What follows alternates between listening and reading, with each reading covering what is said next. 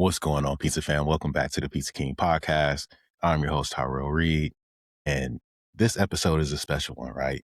This is one of those episodes that reminds me why I love the pizza business, and I think you'll love the conversation and you'll understand. Today, I sat down with John Gristina, owner of Pizza Fenice in Pelham, New York. He grew up around pizza in the Bronx, but like a lot of us, he tried to fight that thing that was already in him, right? He wanted to be away from it. He worked in the business as a kid, stepped away, came back, opened shops, went through a tough partnership, walked away from that, and for 13 years stayed out of the game, but eventually found his way back. And the name of his shop tells that exact story, right? Pizza Fenice means Phoenix in Italian. That matters because John's story is all about starting over, right? It's about losing your way, rebuilding your life, and coming back to the thing that clears your head. And that's on the pizza table for him. We talked about his journey from the Bronx to Pelham and why he bought the little dirty dog on the block. He called it a dirty dog pizzeria. He rebuilt that shop with simple ingredients and some really big and bold ideas. And we talked about why dough is still the first and last thing that matters on a pizza. We also got into competition and how he started and where he's at. We talked about some of his wild menu ideas, even Captain Crunch on chicken fingers and a green apple dessert pizza, and the part of the business that keeps pulling certain people back in, even when it makes no sense on paper, right? What I appreciated the most about John is his honesty. He didn't really try to make his journey sound clean. He didn't try to make it sound glamorous. He talked about his mistakes. He talked about the hard lessons that he learned. He talked about the seasons of fear. He talked about the peace that came later. He talked about the reason why pizza really still meant something to him and what he did in the face of that.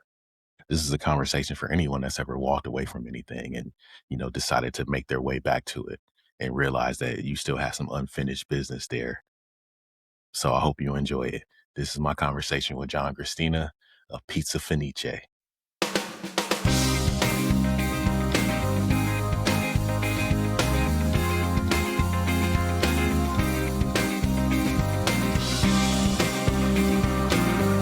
I'll turn him. Who's John Gristina? Oh, Jesus. John Gristina, just a chubby Italian kid from the Bronx. Chubby mama's boy from the Bronx that grew out of his shell a little bit as he got older. Out of his shell and doing your thing. But you grew up in pizza, but you haven't always done pizza, right? Oh, I fought it. Why? And it's one of those things where you say, well, maybe you could go back, change your mind when you were a kid. I worked for my dad when I was a little kid, and that was tough. So I didn't want to do it because it's one thing. It's one thing when your boss yells at you.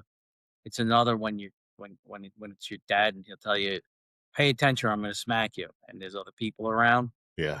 and he wasn't really going to smack me, but it's just embarrassing. Yeah. I didn't want to work for him. And then I went to work, which he respected that I went and I got a job near my house at a pizza shop. So hold on, you left your dad's shop and wouldn't work? Yeah, I mean, I was like fucking 13, 14. I was 14, I think. And I went to work part-time at this place not too far from my house. And he was like, "Oh, okay, but you're gonna work. You're not gonna." No, no. So he was okay with that. As long as you put the work in, he encouraged it. Yeah, because it wasn't like I didn't want to work for him and I was gonna sit around all day. I was doing something. So he kind of respected that. But then as I got older, it's like that's a weird time, and especially growing up in the Bronx. I mean, everybody broke everybody's balls for the tiniest little thing. I was a smart kid, and my parents, of course, were always pushing me to use my brain and whatever. As I got older, I realized I had more of an aptitude for the pizza business, but I still stayed with as much as I could. I hung in there tooth and nail with school. I went to college and freaking pre-med and um, in and out. And I was on like the 15-year plan, I because I know was that. like, "Oh, I'll switch to night school." And it was all right. I'm going one day a week, and then it was like, "All right, I'm getting married." Okay, that's gonna have to wait. And then got to a point where I was like, shit, I got kids now, and I got to finish my degree at least, so like at least I could turn to them and say, hey, finish what you start. Doesn't matter. Real quick side note, when I told my wife, I was like, I'm gonna go. I was like, listen, I got like 10 credits left, but I think, they're gonna get older and I have to be able to speak, not as a hypocrite. And that was my main reason for doing. So I go to like an open house, and freaking dean, after some discussion, tells me, "Oh, you have more than enough credits to graduate it You were already done. from a decade prior."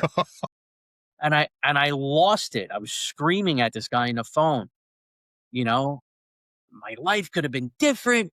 What the fuck?" Blah, blah, blah, back and forth. And then he was like, "So do you wanna walk?" And I'm like, "Yeah."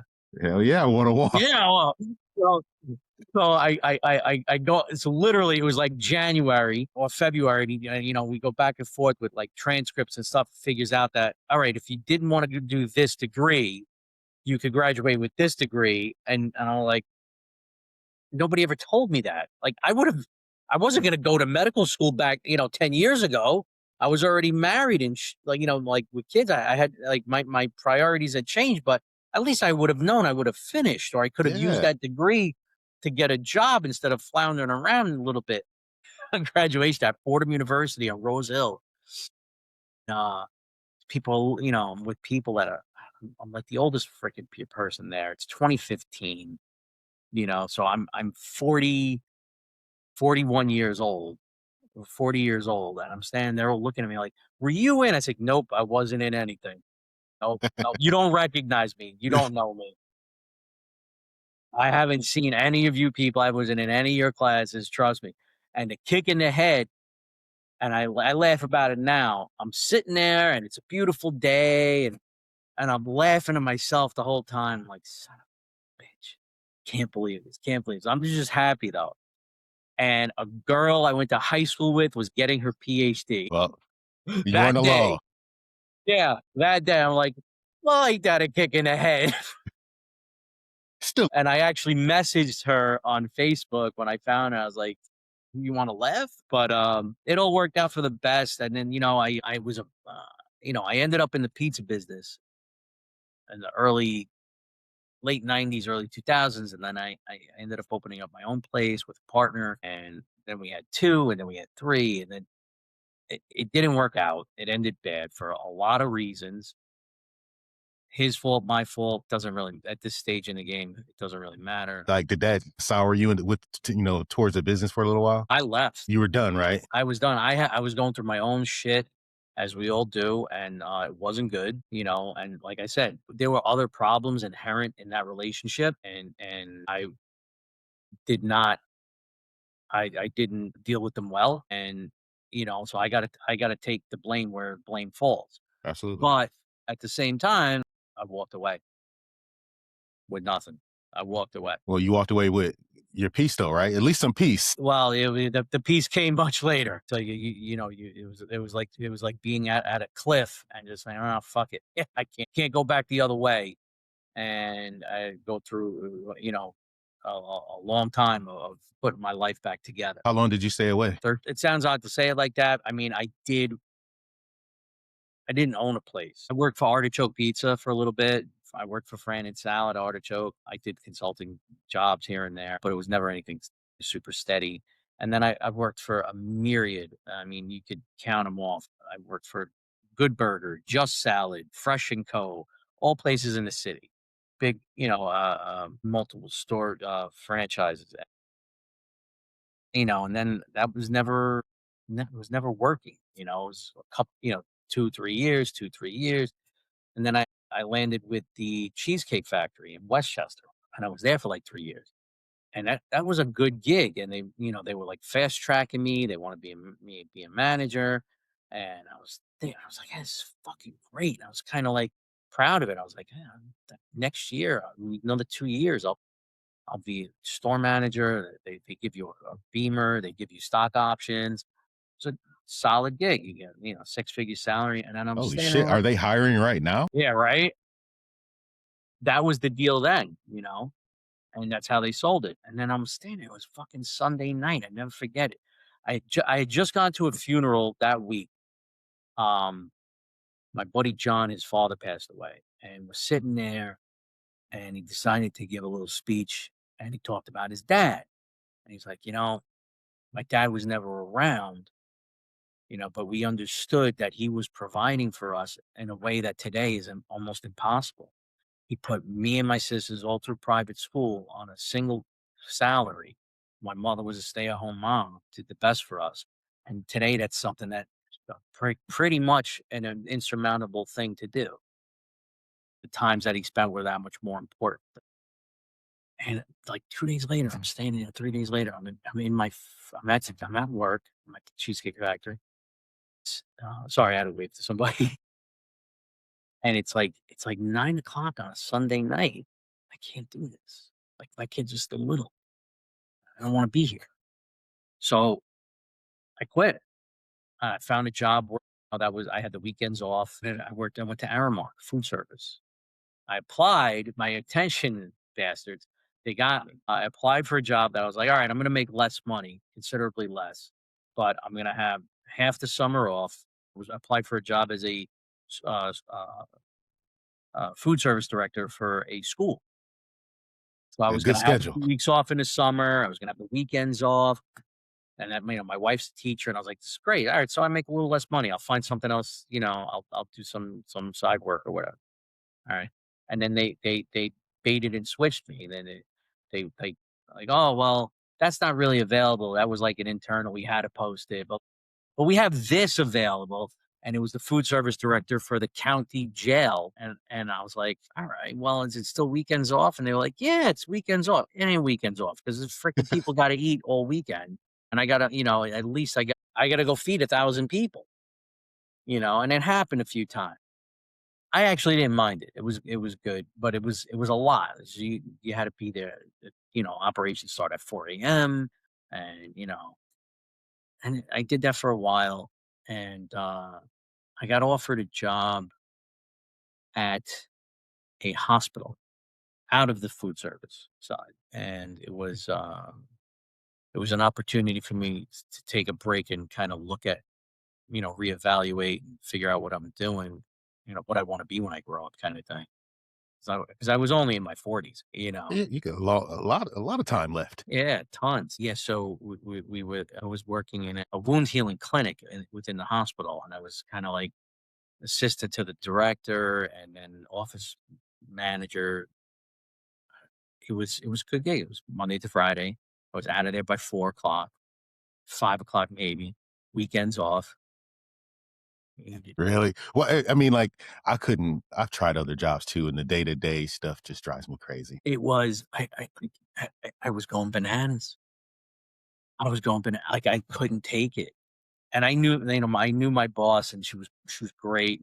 A couple of the people, they were great, couple were, but couldn't take it. And this was all around COVID. So I actually, because I was working there, I got the COVID vaccine the day after that lady got it on the news. Like, You were, like, first in line? I was like the first group the next day. There were other groups ahead of me, but I was like the next day. I'm like they're dishing it out at the hospital. I worked at a hospital. You ought to get it. That had to be the news from at least for us, was that what was happening in New York was crazier than everywhere else. It.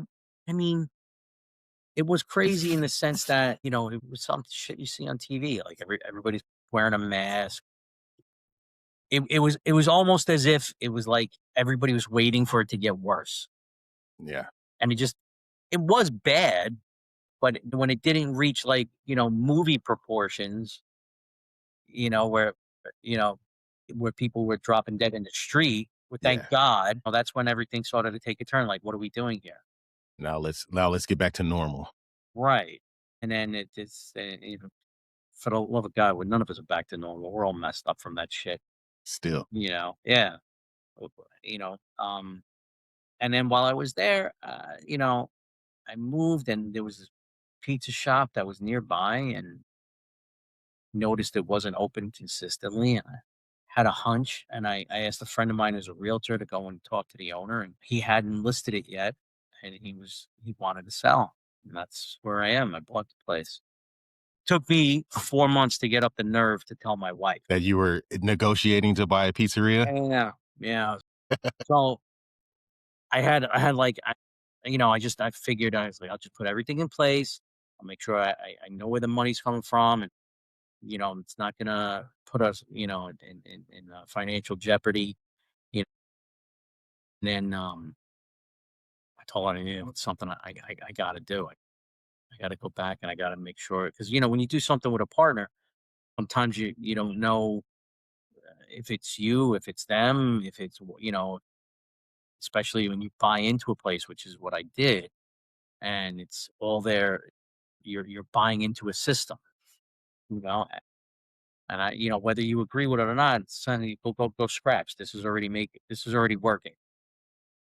So I wanted to do things different. So funny thing, I turned to my wife and I had just bought the leg lamp from Christmas, and that was in the bay window of my house.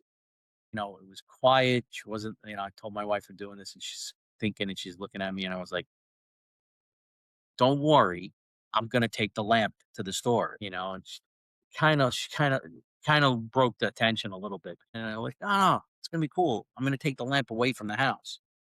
And Like, don't worry about anything else. yeah, it'll be all The right. lamps the lamp At the very least, the lamp will leave the house. Thank God, a little luck and some perseverance, and things have been going good. you took this on, so you went from a situation where you were kinda running somebody else's system to now you're gonna do your own thing, your own recipes, your own style. Was Yeah, that what were you it should be, and I and it wasn't.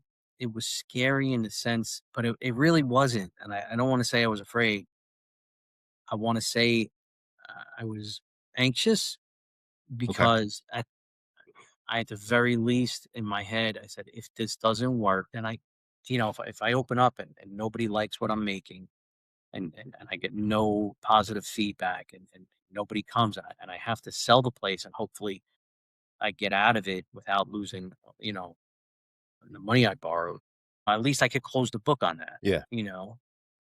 Yeah, so yes, there was some fear, but it's like you gotta do it.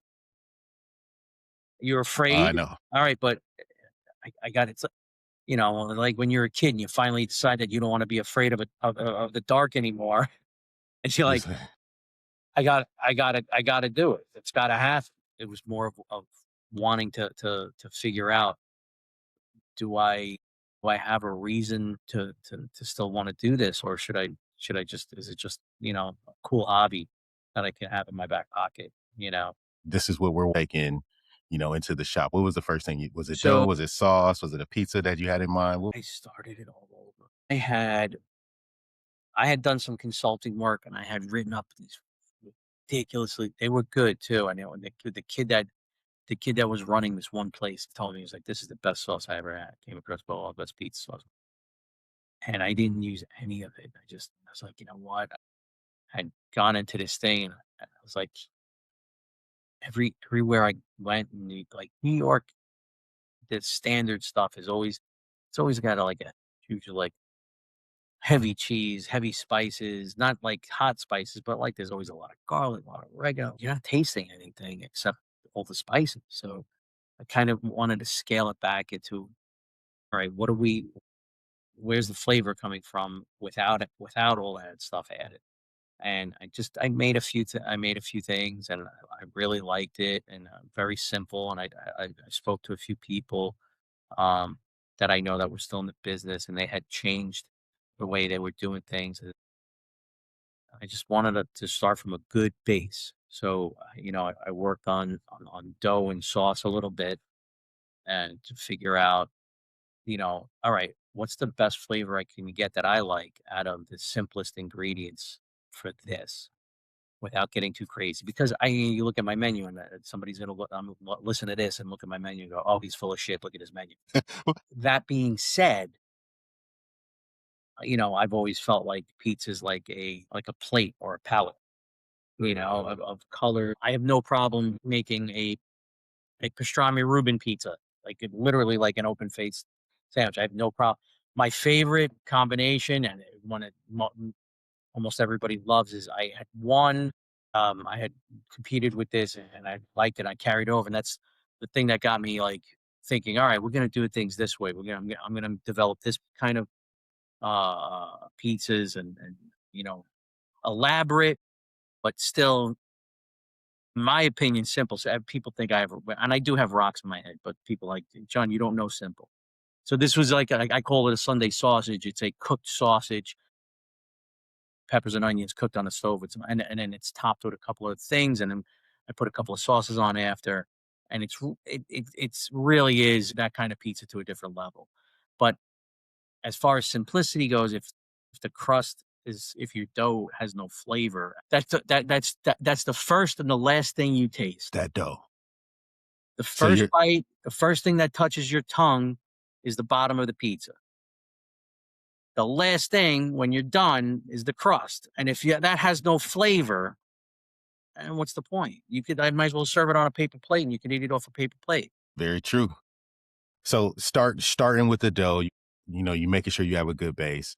You redeveloped your sauce, even though you'd already created wonderful sauces for other folks. You said, no, we're just gonna throw all that shit out.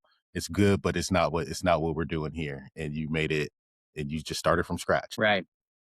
I mean, listen, we all borrow stuff from stuff we learned over the Yeah, yeah, years, yeah. you know? So I'm not gonna sit here and blow smoke up someone's butt and say, "Oh, yeah, everything's 100% original. Thought it all up myself."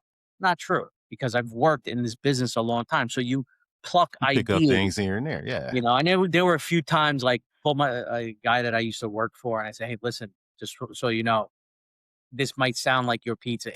He's like, "I don't give a shit about that. I just hope you do well, blah, blah, blah." He's like, I don't want you to think."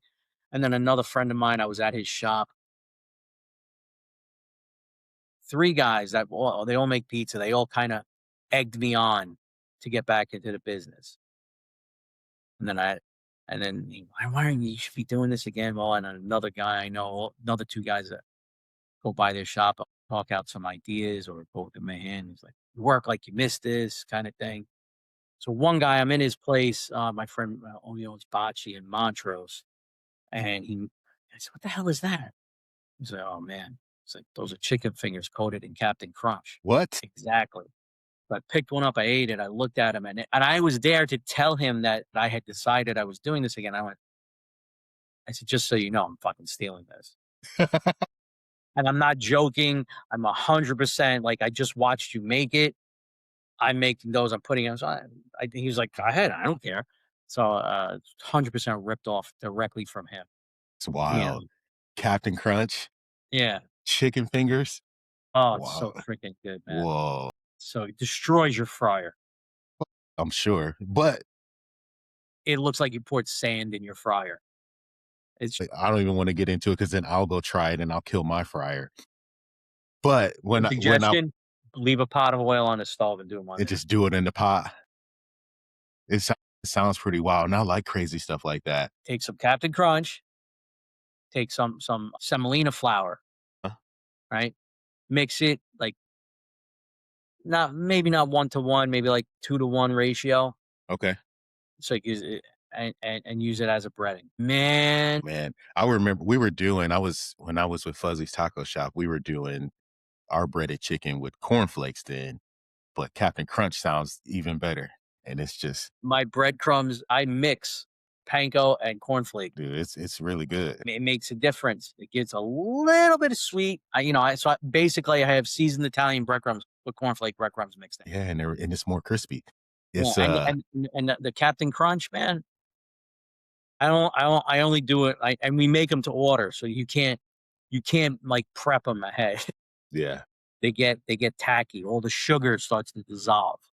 The moisture from the chicken turns it into, like, a paste. So it's very limited. Just the whole offering of it. Yeah, you gotta make it to order.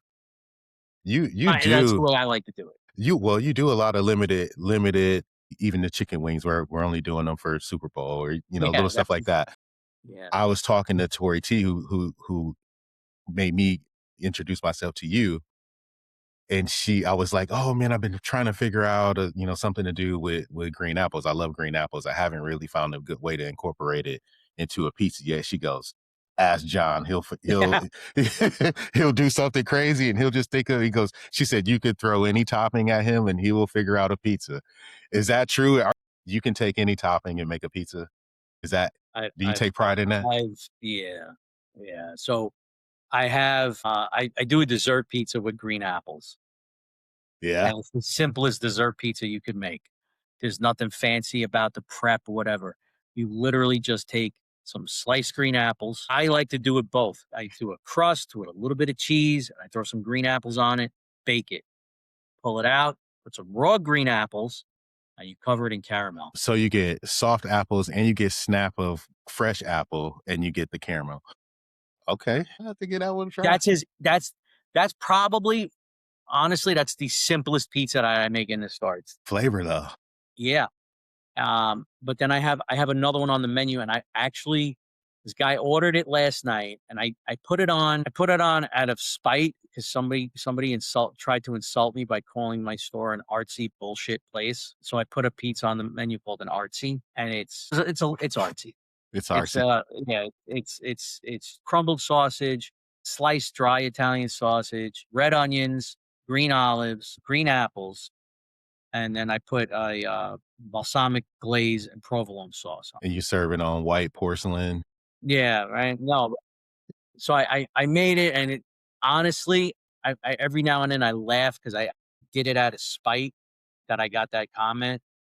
N no joke, I told this guy, John, that comes in all the time, he ordered it the other day, and I laughed. He said, "What's so funny?" I was like, "This is coming off the menu. This is like the 6th time I've made it, and I had this menu iteration for 3 years now. So I haven't changed it 2 years. I've only made 5 of the pies." And so people are, the artsy, I don't like it. But this guy ordered it and I didn't think of it. A customer comes up with something and they're like, you're like, shit, I didn't think of that. He ordered it on a Detroit and it looked and smelled so much better than the version that I had made. And it was the same stuff. It was just on a Detroit because you get that it cooks longer, Yeah. you You get know. more caramelization. Yeah. You get that And frico he edge. called me Looks up when he great. got home and he was like, dude, make another one, let everybody try it. It was awesome. And now it can't. And now you can't even take it away. Well, I'm gonna say, I mean, we'll see. I'll make it for the winter, but it's almost like I made it. I'm like, this is like a kitchen sink pie, and it, if it's done right, it's good, but if it's done wrong, it's just it's a bread bowl. One you've ever done? Craziest combination in the store? No, because I get weird sometimes. Like I did a lamb chop pizza for Easter. All that. It wasn't well, yeah, it wasn't lamb chops. It was Lego lamb, and it was good. Like, because I made, like, a I pan. remember looking at it like this got to be like $100 pizza. Yeah, there's no way, like, I can't ever make that again. Like, I made it and I sold it, and as I'm selling, I'm like, "Well, there's $2 I lost, there's another $2 I lost," 'cause I was just telling people, "Yeah, well, I was charging $8," and when I finished it, I was like, "That's like a $10 slice of pizza." It was a lot involved. Like, Yeah. it was roasted fennel and then, like, seasoned, um, rosemary frico crumbled up. Time and money into that one. Yeah, it took me freaking 2 hours to make that, and I don't mind doing it. I kinda like doing stuff like that around the holidays because it's a limited time, it's a limited amount. When it's something like that, I never feel bad about it. I do feel bad about it, but I don't lose sleep over going, "Hey, sorry, I don't have it right now. You want it? Come tomorrow, give me a day and time that you want it, I'll make sure I have the stuff." Like the Thanksgiving pizza that I make it for the month of November. It's a lot of work, but the fact that I'm only making it for that month, I make sure I have enough supplies and we gear up and we get it prepped so that I can put one together. It's still a long time to put one together. Are there any ideas that you come up with that just never make it to the slice case or never make it to the menu? Yeah, I wanted to do a French onion pizza, like a French onion soup, but just like you got to cook it down until it's like a gravy or an onion stew. I made, and I was trying to work on it, and just it was always a little bit too salty because you could. I never perfected it. But it was good. It was good. Like if I took those onions and I put it on like a Philly steak or put it on a ribeye, but so there's always that stuff lingering in the back of my head that sometimes I'll do it. Listen, this is a small shop. It's 700 and change square feet, 60, I think, 775. Okay. Not a big place. And You got a small kitchen. my kitchen is like barely 300 square feet. It's like 200 some square feet. And that includes the bathroom. My kitchen, there's no like extra space. There's the small space in front of the sink. There's the 2 steps that lead to the back door. There's the little space in front of the 6 burner and the deep fryer, and then there's the space in front of the 3-door fridge, and that's it. Tight. Where you keep all your dry stuff? Anywhere it fits. Wherever you can fit it. I have a rack in the back, and admittedly, I have to clean out some of it because there's some equipment that I just say, "Hey, we're not going to do this. I'm not going to use that." Like I bought some stuff that I don't need or that I didn't. And got to make some of those eBay or Facebook Marketplace posts and sell it off. Before I did the one of the 3, like I said, I had those 3 guys that they were always like needling me, kind of like, you know, why don't you get back into the business? When I was working at the hospital, it was during COVID, and all these people were doing pop ups and cooking out of the house, and I was like, well, I can do that. Yeah. I'm So I started doing, like, I bought a couple of Blackstone ovens, like the ones that the The rotating oven. rotating. Yeah, yeah. Love that And oven. by the way, that company missed the mark so poorly to Uni and Gosney. Those ovens are beasts. I made pizza for 300 people on 2 of those, and you That can thing is only fit awesome. 1 pizza at a time in it. And those thing all and refractory time, 1 minute. I just leave it alone on high for 1 minute, and it's hot again. It's surprising that you don't see more folks using it, especially, like professional pizza makers, because it is a badass oven. Dude, I'm telling you. For a pop-up, man, that thing is nice. If you're gonna cook one Yeah. pie, it's pretty. So I started doing those, and I had a blast, and that's when it put the seed in my head to look for a place, Yeah. doing, like, little So pop-up you're you know? starting to have some fun with it again. Yeah. Yeah, and, you know, I I have this discussion at least once a week with people I know.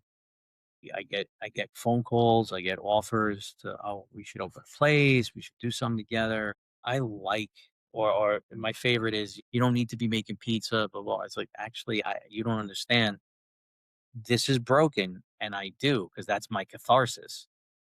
That makes me feel better," you know? Like, I don't know you from a hole in the wall, and you seem like a great guy, but if you have passion for this type of business, and I'm saying this wholeheartedly with for everybody I know that has a solid passion for working in the environment of a 120-degree kitchen in August, we have something broken in our head. And because we like that. It ain't about money. No, It ain't about money. no, it's not. If I opened up, I bought the ugliest, dirtiest pizzeria within 4 miles of, if you put a dot in my store and did let's say 2 miles radius, there's 20 pizzerias, Jeez. you know? And I'm not even exaggerating. There's 5 north and south on the strip that I'm on, within a mile. Jeez. And this was the dirty dog. So And you said I'm taking it. I figured I could, literally, I said, "Oh, this place needs a bath. Needs a bath, and it'd be a nice little shop to just, I don't know, just pay my bills. I'm not looking to buy a Lambo and park it out." Park it out front. Yeah, Do so some do some Instagram content. I wanna pay my fricking Con Ed and be able to take my kids out for dinner. That's what I was looking to do, and, not have my wife go, "Where how are we gonna cover the mortgage?" That was my goal. Cover my bills and clear my head. I could tell by the look on your face, you know what I mean by clear my head. Yeah, trust me, that's my space, and I don't make pizza every day, but You're fine. if I say, "Look, I'm stepping in tonight," they know it's just that's because I That need to 6 be by there. that 3 by 6 space, you're good. Yeah. I Don't don't need to mess with talk me to in this place anybody. because you're gonna lose. Yeah, I can do that. I'm still pretty good too, and that's my favorite place to be is making those pies. I have one guy that makes pizza here on Sunday, and it's only because he knows me and my family for 5 years. Like, You got he way, knows way me that back. yeah, Yeah. I was a little kid when he was working for my dad, and he works here on Sunday. I do all the pizza. I have a great prep guy, who's been with me for 3 years. He came here to wash dishes, and I said, do you wanna learn how to do prep?" 'Cause I had just fired the guy cooking that day. It's been one of those, like, "Oh, yeah, we're gonna do this, we're gonna do that," and I had to keep changing things because couldn't find the right people. What inspired you to compete? Because I mean, competing is something that's you've done since the very beginning as well too, right? Yeah, well, I started doing that because, I now it's just fun. It's like a break for me. You go to Vegas. I don't like getting crazy anymore. I mean, you gotta leave the craziness. You gotta give yourself one night out there. You gotta have one night where you go, "Oh, I should have just went home." You can't. You gotta have fun other ways. So I like it. I like being in the back with all the competitors. I like talking to people, getting new ideas, helping other people because they look at you and they go, "Oh shit, you've been here a lot. How what do what do you think?" But to me, that's a lot of fun. Like I said, broken. Having fun. I think it's cool, and I've never competed at, you know, yet, and I'm pushing myself to get there. But I look and I go, damn, if these guys get to work on any oven. Look at this.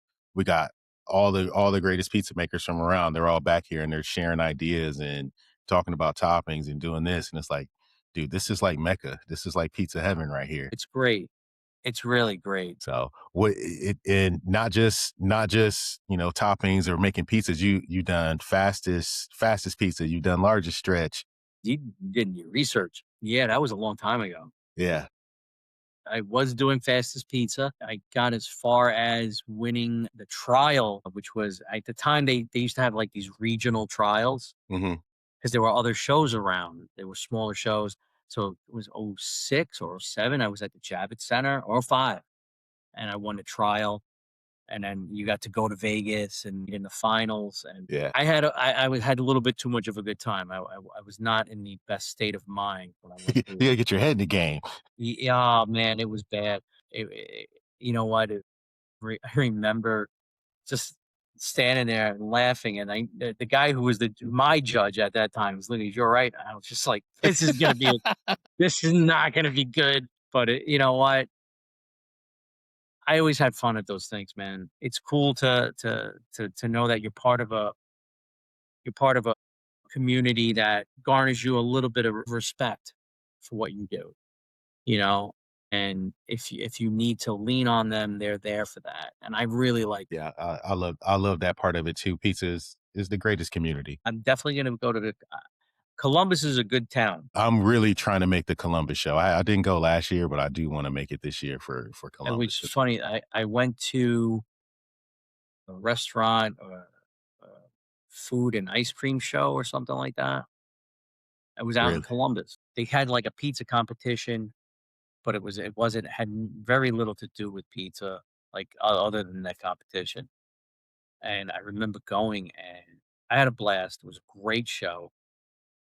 But what stands out in my head is I had probably one of my top 3 meals of my life at this place in Columbus. Really? What was the name of the place? Marcello's, I think it was, or Marcello's. Somewhere was it right there next to the convention center? Like a couple of blocks up on I High would be Street? surprised if it's still there. It was fantastic. It was a nice Italian restaurant. Kinda when you walked in, it didn't really look like a restaurant. I was like, "Oh, this is like a fancy sandwich shop." There's like because the first thing you see in the back is like a deli counter, but they sliced all their meats fresh for their charcuterie boards or whatever.